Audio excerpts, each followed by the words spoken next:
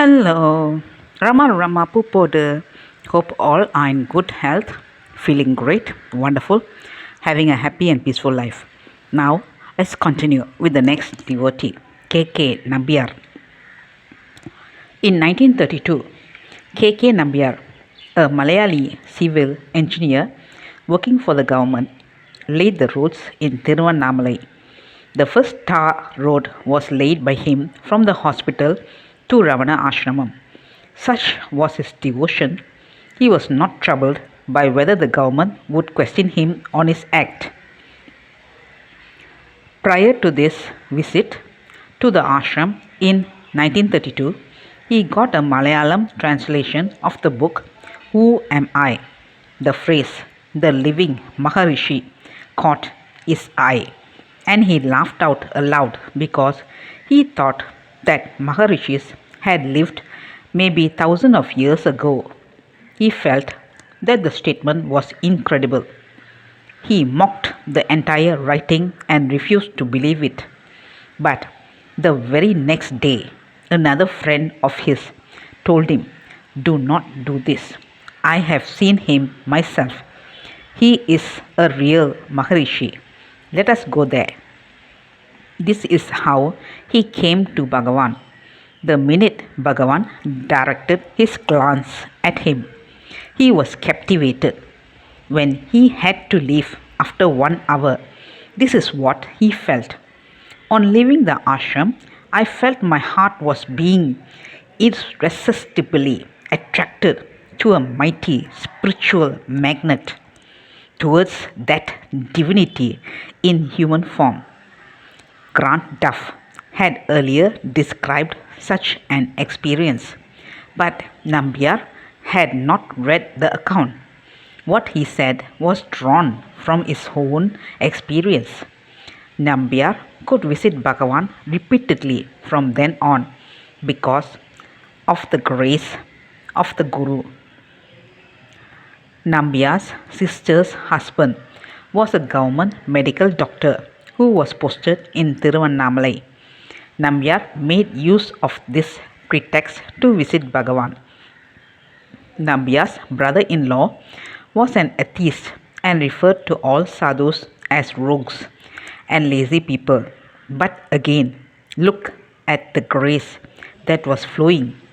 Bhagavan had a toothache and he needed to be attended on. Nambiar's brother-in-law was on duty at the hospital and he had to attend to Bhagavan. He, however, said firmly, "I will treat him only like a patient." The doctor, P.C. Nambiar, with whom I later interacted, said, "Ganesan, I was very arrogant and disrespectful. I told Bhagavan when I went to extract the aching tooth, 'Oi, vaya thora,' meaning, 'Hey, open your mouth.' But the touch of Bhagavan brought about a great change. A complete transformation took place, and this atheist became a devotee. In 1936, kknambiar himself was transferred to Tiruvannamalai. By this time, his bond with the master had become deeper and stronger in every sense of the term. During a function at the ashram, kknambiar wanted to have food in the presence of Bhagavan. He kept telling himself, "I would like to see Bhagavan while eating." There was a long queue, but such was the fervor of the devotee and the grace of the Guru that he found himself seated exactly opposite Bhagavan. When rice was being served, he swelled up with pride and told himself, "How my prayer has been answered." In Ramana Ashramam, rice is carried in a big vessel and served. Just as Nambiar was thinking about how his prayers were answered, a ball of rice that was being served to him rolled down from the plate.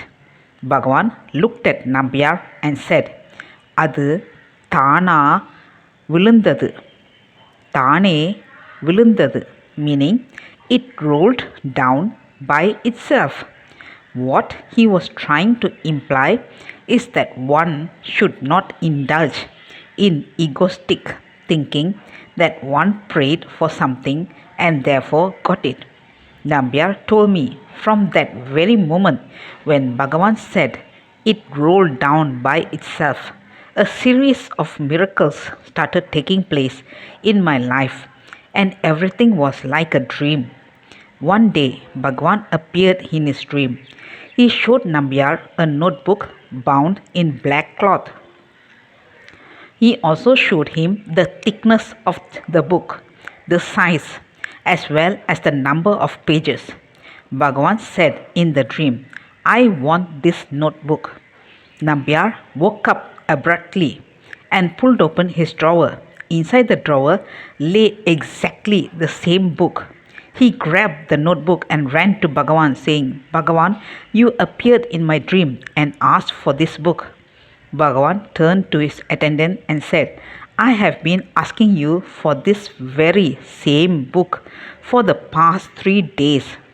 I have been giving you these specifications. See, Nambiar has brought it.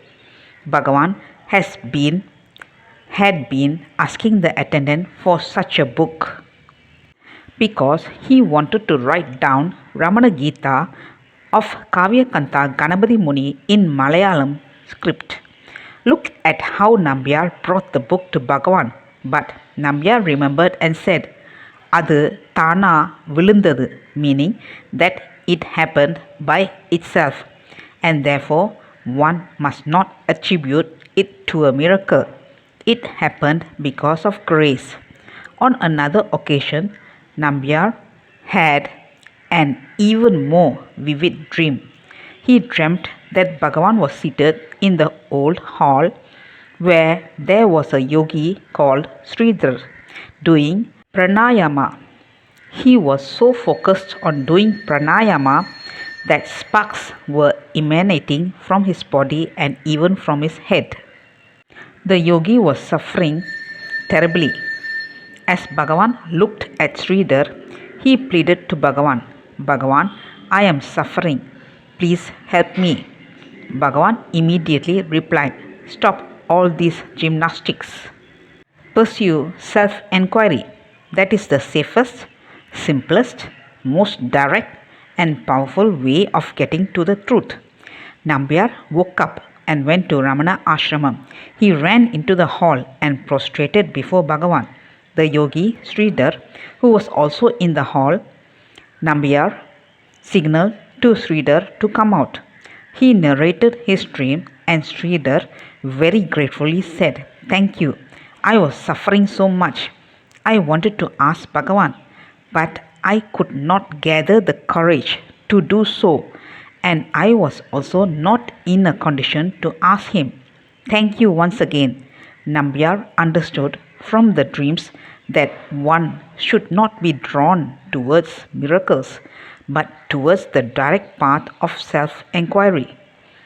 Nambiar grew stronger from within because he understood intuitively that God is seated in one's heart.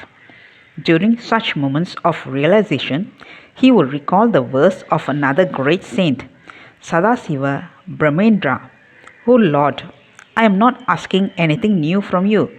O Lord, you need not give me anything new. Give me only my own blissful state. Nambiar would constantly repeat it. This induced him to seek satsang. When he was in Ramana Ashramam, he sought out the company of old devotees like Chadwick, T.P. Ramachandra Iyer, Munagala Venkataramaya Kunjuswamy, and Vishwanatha Swami. As a matter of fact, he would even persuade them to accompany him to Chennai. Chinnaswamy, Bhagavan's brother, sought Nambiar's assistance in managing the ashram. Nambiar went to Bhagavan. Bhagavan gave his approval. From then on, Nambiar lent a hand in the official matters of the ashram. He was able to pursue the path of self-enquiry and at the same time involve himself in the mundane matters of the world. He started his career from the bottom of the rung and reached at a very high level. He met politicians, government officials, and all this must have involved a lot of struggling outwardly. Yet, he is an outstanding example of an individual totally involved in self inquiry while at the same time leading an active external life. For him, as Bhagavan told Paul Brunton, there is no contradiction between the work and wisdom. Nambiar relied on Bhagavan every second. He used to tell his friends, Bhagavan is looking after me. During the war, he was stationed in Chennai along with his family. He was a government officer. But even for him, it used to be very difficult to return to Chennai from his travels because the trains would always be full since the military was on the move. Let's continue in the next chapter. Thank you. Bye bye. Rama Rama Pupoda.